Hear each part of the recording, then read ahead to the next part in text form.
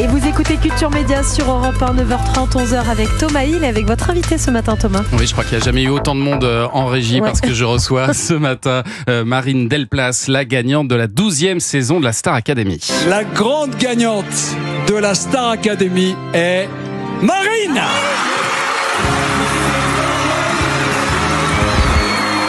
Maman, j'ai gagné, maman.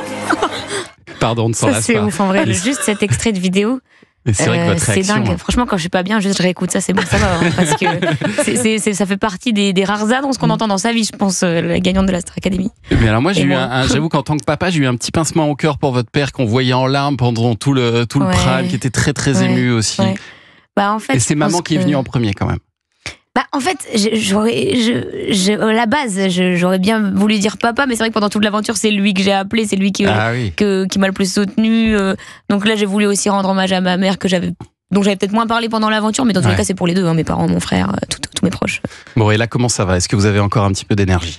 Ouais, très bien, très bien. Parce que je me dis que ça doit être quand même très très intense ce que vous avez vécu là tous ces mois-ci. C'est du 7 jours sur 7, la Star Academy. Ça s'arrête jamais en fait. Ouais, finalement, c'était plus facile la vie au château que la vie à l'extérieur. C'était plus calme, j'imagine. Bah, en fait, on est quand même vachement dans une bulle, tous ensemble. On fait que faire de la musique. Alors même si c'est du travail, ça reste quand même trop bien. Parce que voilà, on chante, on danse, on a des cours. C'est un rythme particulier. Mais là, c'est pas pareil. L'extérieur, c'est complètement différent. En plus, on récupère le portable, on découvre la vraie vie, quoi. Les gens, c'est un peu...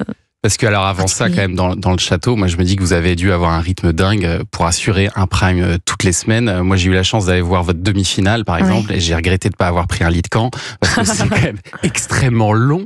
C'est vraiment des soirées beaucoup plus longues que ce qui se passait il y a 20 ans où les primes duraient 2 heures. Là maintenant c'est 4 heures, 4h30, c'est ça, où vous chantez, où vous parlez, où vous êtes interviewé, même dans le bus après, même à bout de force, on continue à vous interviewer. C'est quand même très intense ça. Bah ouais, mais c'est vrai que je crois qu'on prend vite l'habitude. Puis en fait, avec l'énergie, le prime, ça nous donne vraiment une énergie. Je sais que moi, quand je suis sur la scène, je me sens bien. Et après, il y a comme une adrénaline qui fait qu'on reste éveillé toute la soirée. Par contre, c'est le dimanche qui est plus compliqué. Ah, là, vous êtes épuisé. Ouais, là, je dormirais bien toute la journée à chaque fois. Et donc là, depuis que vous êtes sorti, qu'est-ce que vous avez pu faire à part répondre à des questions de journalistes ? Pas grand chose, c'est vrai. C'est surtout des interviews, des rendez-vous avec forcément la radio, la télé, la presse. Après avec la maison de disques aussi, on s'est penché un petit peu sur la direction artistique qu'on allait prendre. On n'a pas encore eu le temps d'en parler à fond. On a des rendez-vous qui sont prévus là, fin de semaine. On va commencer à parler de l'album. À travailler. Voilà, c'est ça. Et vous avez réalisé que ça allait être plus compliqué de vous balader dans la rue ou pas encore ? Un peu. Honnêtement, je me suis dit, bon, autant dans ma région ça va être compliqué, autant à Paris, il n'y a personne qui va me calculer, ça va, les gens ils ont l'habitude, ils font leur vie. Mais en fait, non, je suis vraiment sortie 2 secondes et même dans Paris. Et qu'est-ce qu'ils vous disent les gens quand ils vous croisent ? Ils sont incroyables, ils me disent bravo, félicitations, ils me demandent, ou non d'ailleurs, une photo. Ils sont hyper gentils, franchement. Plus que sur les réseaux. Beaucoup plus, ça fait plaisir parce qu'on se rend compte qu'en fait, les gens sur les réseaux, c'est pas les gens dans la vraie vie et que ce qui compte, c'est pas tant la haine qu'on reçoit, c'est tout l'amour qui contrebalance tout ça. Parce que vous avez fait l'erreur, vous nous le disiez pendant la pub, vous avez fait l'erreur d'ouvrir les réseaux sociaux. Ouais, c'est ça, c'est vrai que. C'est très violent. C'est violent, toute la haine qu'on se prend. En fait, honnêtement, j'ai failli ne pas réussir à savourer ma victoire. On a failli presque me la voler, me la gâcher, mais en fait après il suffit que je coupe tout ça, que je regarde en contrepartie de tout l'amour que je reçois sur mes réseaux, dans la vraie vie et tout, et au final je me rappelle que juste j'ai gagné en fait. Donc bien sûr vous avez gagné, puis en plus vous avez gagné très largement cette finale, Marine, 65% des votes face à Ebony qui était excellente aussi, et il faut le dire, il faut le répéter. Vous avez fait un show formidable toutes les deux, c'était vraiment une finale de grandes voix. Qu'est-ce qui a fait la différence selon vous ? J'avoue que je sais pas, parce qu'on est toutes les deux à un certain niveau. Après, je pense que le public vote aussi en fonction de la personnalité, des émotions qu'il peut ressentir. Alors, peut-être qu'il a plus penché vers moi pour le coup que vers Ebony, mais je pense qu'Ebony, elle a aussi son public qui est très présent, donc c'est un peu compliqué de savoir ce qui a fait pencher la balance. Et c'est vrai que l'imitation de la SNCF, le train, ça a quand même joué. Non, le train, ça a joué, c'est sûr. Vous avez même été félicité, j'ai vu sur TikTok, par la SNCF. C'est très drôle. C'est quand même très drôle. Mais j'ai toujours pas eu d'avantage pour me déplacer dans la France. Ah ouais, un petit 20%. Et alors, j'ai vu que vous teniez bien aussi Chantal là-dessous. Ah oui, mais moi, je l'avais au début et maintenant je l'ai plus. Je sais pas comment ça se fait. Alors Non, comment je faisais déjà? Comment ça va tout le monde? Je l'ai plus. Ah si, c'est bon, bon, vous allez bien, de l'aide. c'est pas mal. C'est très bien. Mais c'est vrai que ça joue énormément aussi la personnalité parce qu'on s'attache à Ouais. vous forcément, qu'on vous suit au quotidien. Alors il y a évidemment, vous le disiez, certains qui ont expliqué que vous avez gagné parce que les Français seraient racistes. Ouais. Je crois qu'ils oublient un petit peu vite aussi qu'il y a quelques semaines, Miss Martinique a été sacrée Miss France, par exemple. Ouais, c'est vrai. C'est vrai. Et après, c'est vrai qu'il y a eu des messages absolument odieux, des messages racistes odieux envers Ebony, envers vous aussi, Ouais. Marine.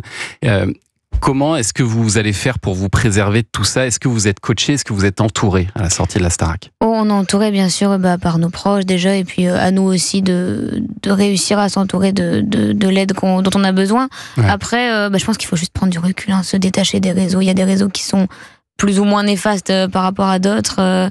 Et puis surtout, en fait, moi je me suis rendu compte que c'était qu'un faible pourcentage, en fait, les gens qui déversent leur haine. Malheureusement, ça représente pas le public qui nous soutient, qui nous aime, qui va écouter notre musique. Et je pense que c'est que sur ça qu'il faut s'attarder, c'est vraiment sur les gens qui nous soutiennent.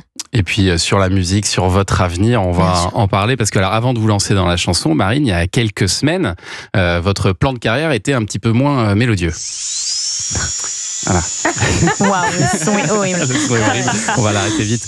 Vous deviez être dentiste. Est-ce que vous Oui. allez finir vos études quand même? J'ai terminé mes études, il me reste ma thèse à passer pour être vraiment, j'allais dire sacré docteur. C'est pas Couronné. vraiment couronné, pour être docteur, mais non, je vais le faire parce que C'est je me long dis, une thèse, non? pas tant, on peut la passer en quelques mois. En fait, ça peut faire une centaine de pages, c'est une thèse d'exercice. C'est quoi le sujet de votre thèse? Oh waouh, c'est un peu compliqué. La prémolaire à gauche. Non, c'est sur l'incisive centrale en plus. Mais Sur l'incisive centrale. Non, ok. On a hâte de le lire en tout cas. On a hâte, c'est un peu technique, mais oui, J'espère je que vais ça le faire. sortira en Mais- bonus avec l'album.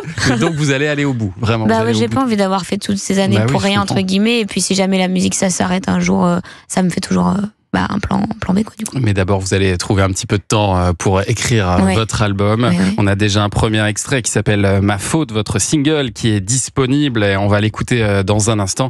Puis il y a la tournée de la Starac aussi qui commence Ouais. le 21 février et ce sera à l'Accor Arena le 18 mars et le 13 juin. Restez avec nous, Marine, pour suivre l'actu des médias dans un instant.